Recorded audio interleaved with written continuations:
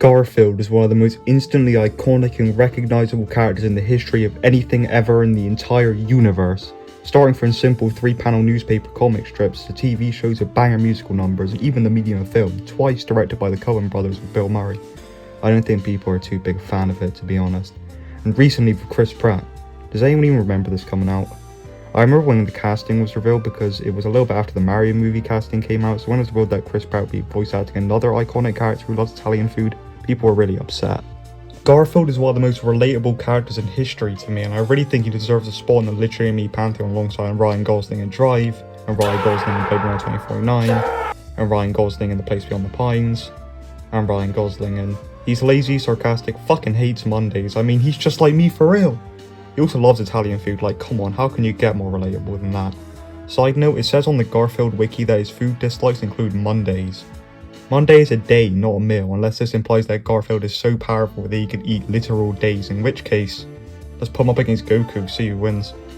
Then we got John Arbuckle, the owner of Garfield. He seems like a bit of an everyman type character. If you dig into the deep lore of the Garfield wiki, then you'll find out that he actually has a whopping 46 personalities. Damn, Split should have been about him. In fact, every character seems to have a number of personalities that would make M. Night Shyamalan squeal in terror. Then there is Ode. He's just a cute, silly little guy. Did you know that he is dim-witted and smart?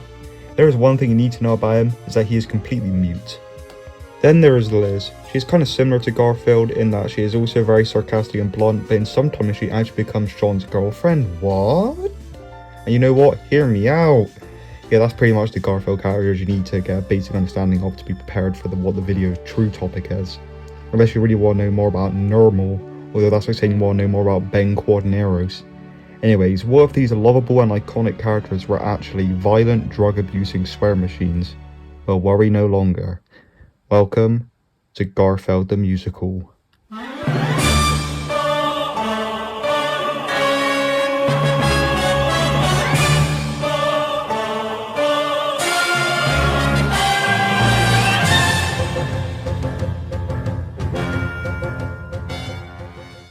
Garfield, not Garfield, Garfield the Musical, which was brought onto the YouTube world from the brilliant mind of Teddy Gray, released 5 years ago on the 29th of April. It currently has around 71k views at the time of me writing this, and this is one of my favourite things ever put onto the platform. If there was any comparison, I'd say to the more skit-focused Scott the Walls videos, which are also some of my favourite videos on the platform. Of course, Garfield isn't completely amateur to musicals. There is a Garfield musical, and the Garfield show is an absolute banger. In a fight, prompting endless confrontation. You should know I won't go when they say go away. But trust me, you are not ready for what's in store. So let's get into it. Okay, so imagine you clicked onto the video, not reading the title, seeing the typo, or that it says parody, only looking at the pretty normal thumbnail, and about 17 seconds into the video, this happens. We'll take it from here, bitch. Who are you? What is this? Ow! Ow! Welcome all to Garfield Show. Yep, welcome to the kill cam where we tally up our victims in all our favourite Garfield parody musicals. And here is the first kill of the musical. They say a couple warnings, say some real shit. The writer wasn't hugged enough. And after that's done, we get our opening line. I hate Mondays. Let's fucking go! As well as our first musical number, As Long As It's Not a Monday, and it is an absolute banger.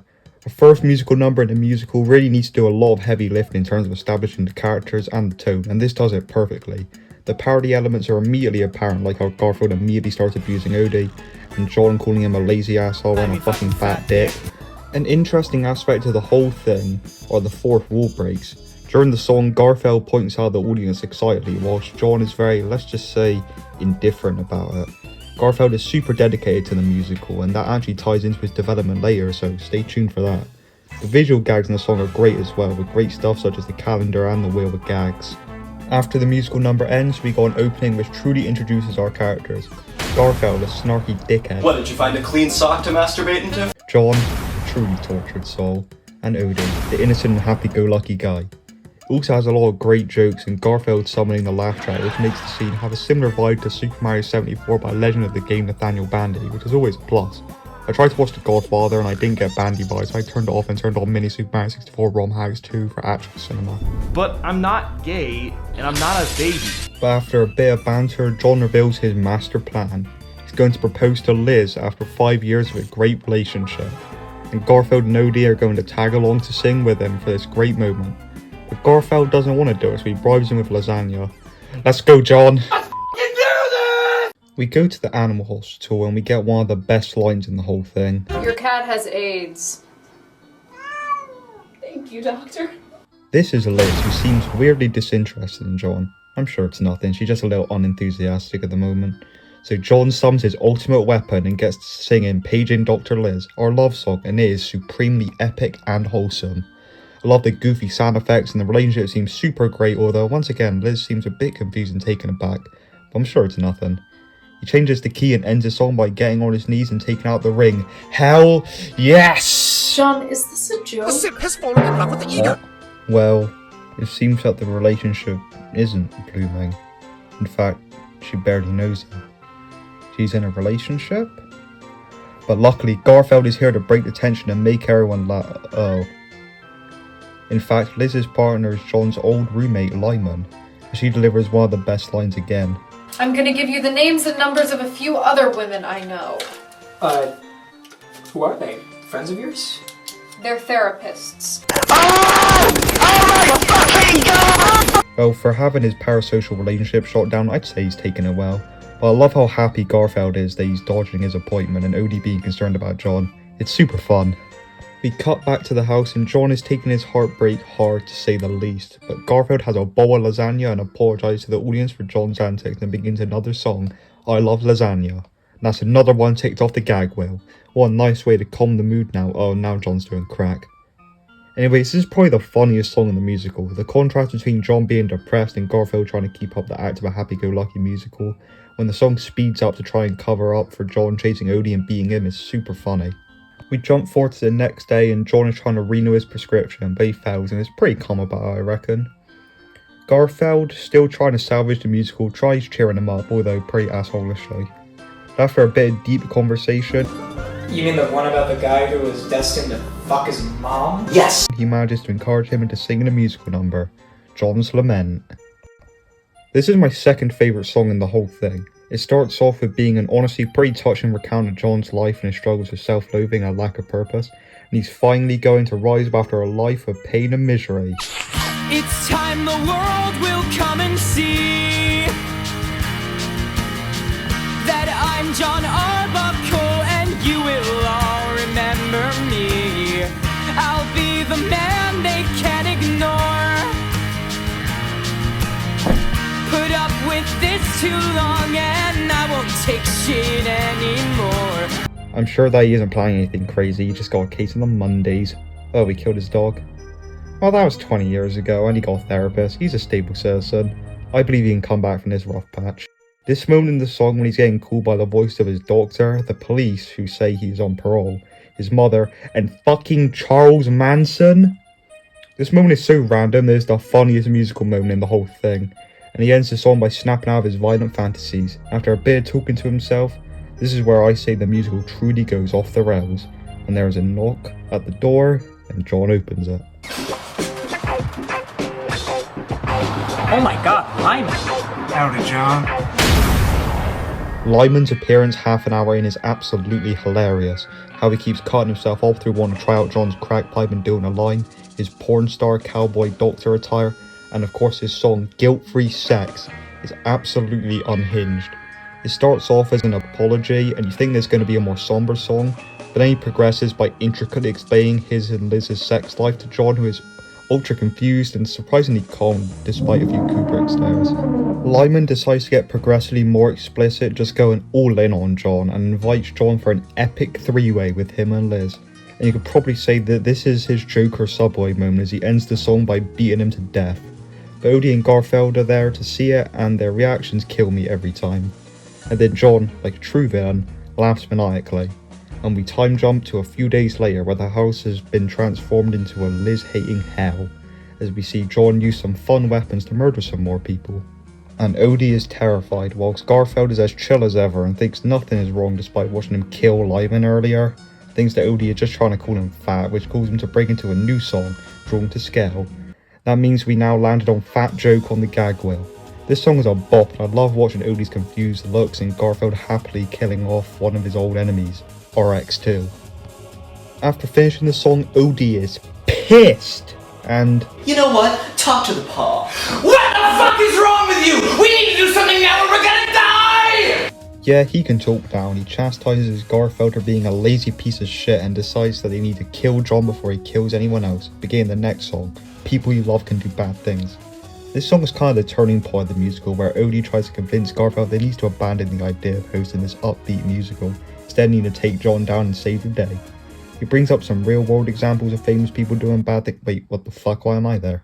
It is honestly a pretty topical song. Garfield unfortunately is still a bit taken aback by the claims of John being a bad guy and is still trying to conserve the musical's happy atmosphere, until Odie gets him to look into John's room and he starts to sing this whimsical number and then begins to exclaim his murderous fantasies, and the look on Garfield's face is priceless, and finally learns that they need to team up to defeat John, but he's making a call for Liz to come over.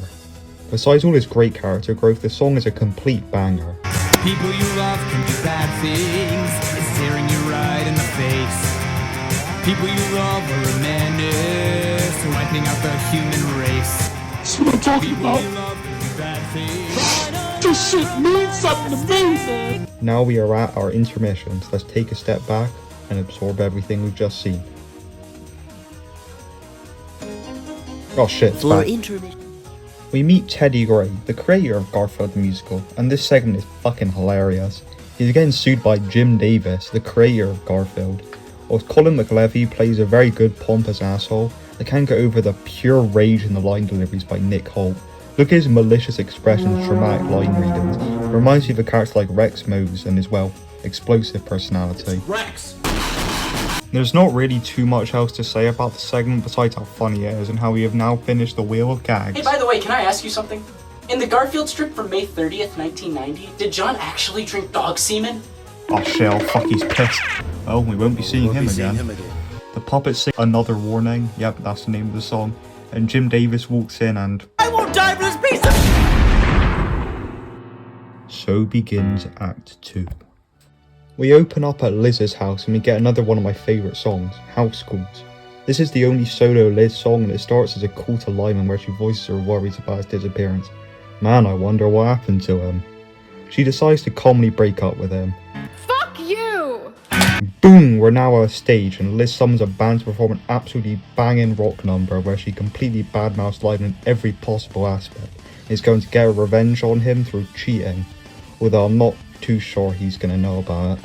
The first call for her is from none other than John and she says fuck it, let's fuck. That's really what sells the hilarity of this song, that the man who she is trying to get revenge on isn't even alive and that the man she is going to finalise this revenge is the man who killed him.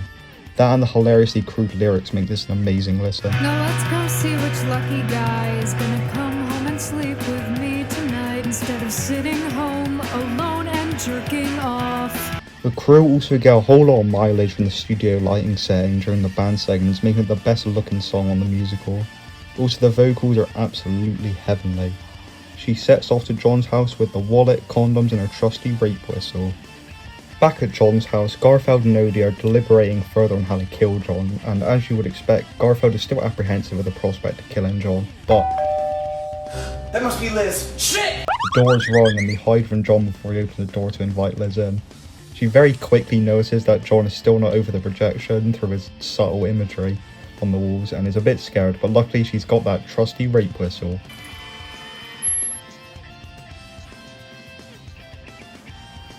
Oh! This is actually my dog whistle. Occupational hazard. Oh fuck, she's fucking dead. Oh, she's alright. John's heard a noise, so he blows it himself and Odie is just able to hang on.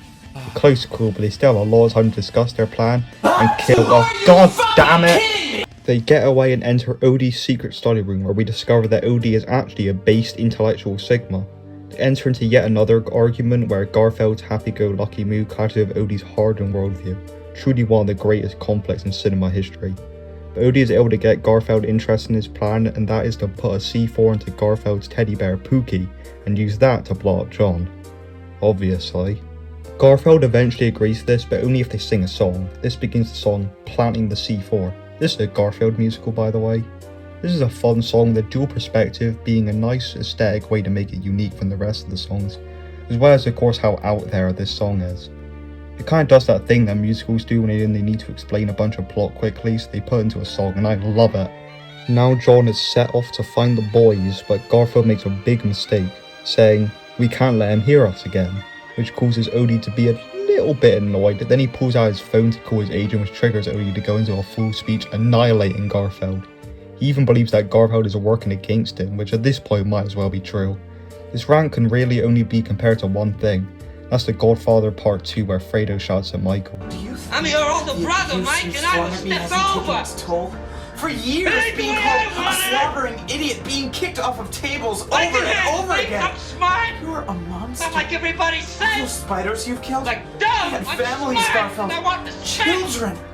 John overhears their little scuffle and finds them immediately making a bad joke, laughs maniacally, and ties them up along with Liz. Finally, Garfield asks John why he is doing this, and this is when we get John's true Joker moment. Let's put you on Reddit. He explains that he believes that everyone has a purpose, and after getting rejected by Liz, he realised that love and happiness wasn't meant for him. So when Garfield tried to talk to him and cheer him up earlier, he realised that he could become someone to be remembered. So he decides that his true purpose is to become a serial killer. Makes sense, right? Odie claps back with a super dramatic monologue, and I love how completely unbothered everyone is by Odie being able to talk now. Garfield gets over it pretty quickly, and John is only mildly confused about it. We have now reached a low point of the story where Liz and Garfield blame themselves for John's rampage. Liz for being a bit harsh to John, and Garfield for a whole bunch of things. Odie on the other hand just affirms Garfield's failures like a dickhead. Liz regrets dumping Lyman the way she did and hopes to see him one more time. Garfield tries to slowly lay the truth onto her, but Odie has other ideas. Your boyfriend's dead. Dude! Oh my god! What the hell, Odie? Don't be a dick! Why the fuck not? Yeah, this scene is hilarious. Garfield understandably doesn't want to spend his last moments fighting with Odie, but he's still being a bit of a stubborn dick about the whole situation. There's then a short scene of John making lasagna and taking Pookie. We come back to Garfield finding a load of comic strips on a newspaper, and he begins to read them to pass the time. The first is a Marmaduke comic where, I'll just let it play out. Looks like the kids are making a snowman, and then Marmaduke comes up to them with something in his mouth, and... Wait, what does the punchline say? The kid says, "No, Marmaduke. We can't use a bone for our snowman's nose." Not exactly knee-slapping humour, but he reads another one, this time from the family circus, where once again... Okay, it looks like the kids are eating dinner, and then the little blonde one says... Mom, I finished first. Do I get a gold medal? Not even really chuckle-worthy. But the lowest blow is when he reads a Garfield comic, where... Okay, it starts with me saying, "I always like to live in the moment." Then there's a pause for a whole panel. Then it looks like you're holding up a tray of lasagna and you say, "As long as the moment includes lasagna." Oh my god. "Is that seriously what we let pass for comedy?" How we can let that I know, how old have we suck? It also leads into one of the funniest line deliveries in the whole thing. Wow, what caused you to wake up? Reading that fucking piece of shit! This is the point where Garfield accepts everything he's been told and is denied for the whole musical. If there's any comparison piece to this, it is when in Toy Story, when Buzz sees the advert of himself. It breaks his whole worldview and forces him to accept his ideal fantasy way of living. It's just not possible. It is a heartbreaking moment and it leads into my personal favourite song in the whole musical, The Lowest Form of Art. This is a song of pure emotion, a lament at Garfield's spite towards comic strips, the very art form that made him famous. I think that he feels that his fame is unearned due to how unfunny the comic strips are. As they step in front of a green screen, the trio rip into the darker side of classic comic strips, such as saying that Dennis the Menace was beaten by his father and that Charlie Brown had stage 3 cancer. It really shows that the fantasy of these famous characters are really not all that great and their reality is as bleak as the average person. Garfield wants to send this as his last message to the world before its death. The comic pages really fucking blow, and they should be the first to go when newspapers eventually die out. After a funny break where we find out that they escaped the rope just to sing this song, then got back into them to finish it. Other than the great narrative relevance of the song, it is really funny and the vocals are divine. The song concludes with Garfield declaring comic strips as the lowest form of art and laments on what he believes to be a failed existence. Liz tries to convince him that he's being hard on himself, but he affirms himself, thinking that Odie was right at this point. Odie realises that he's been kind of a dick and tries to make up with him, but this surprisingly somber moment is cut short by Here's Johnny! Shit! ah shit, he's back and with a devious way to torture Garfield, and that is by eating lasagna in front of him. Unsurprisingly, the trio are a bit confused and not really scared at all until John reveals that he has baked one of their closest friends into the lasagna, and that very much disgusts the gang. They run through a bunch of names trying to find out who's baked into the lasagna. John reveals that it's actually Pookie's head that was baked into the meal, which piques Garfield's interest, as if you can remember, they put a C4 into Pookie's head, so that means the C4 is inside of the lasagna, so it would be ideal if he ate it quickly. John then sings a quick reprise of I Love Lasagna, and I love this. Other than the fact that it's hilarious that he's trying to torture Garfield by eating lasagna and the genius Chekhov's gun of the C4, the song is really fun with John being at his highest point of madness, and the group counted 10 around his singing.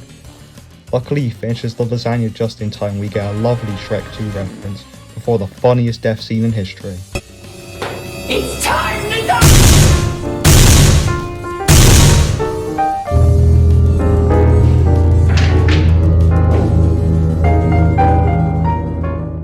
They all escape unscathed besides John's blood being all over them, and Odie comes around to Garfield's style of humour by making a Mondays joke, and he fully completes his character arc of lightening up by acknowledging the audience and starts the song entirely on his own.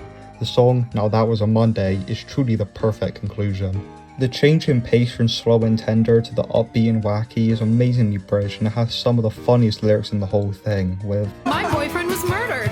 Let's just laugh. and Sometimes your owner tries to murder you. this song truly reveals what Garfield the Musical is really about. It is about learning to accept reality, similar to Neon Genesis Evangelion in its final 2 episodes. This song is really Garfield's congratulations scene. Of course though, just accepting reality isn't enough to live a good life. You need to be able to live it how you want to. Garfield does this by sticking to his classic comic strip humour despite him knowing that it isn't really all that funny. It's what he enjoys, and it's who he is, and he's going to live his life like that, free of anyone's judgment. Truly a beautiful song to close out the musical on. After finishing the song, they happily cheer for their survival until Everybody run for your fucking lives! It's Jim Davis!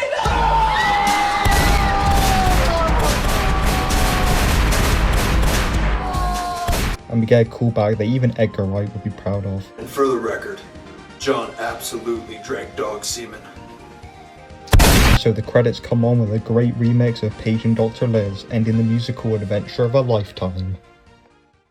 Now before some more analysis, I want to real quick just rank all the songs in the musical because they're all bangers, and also why not?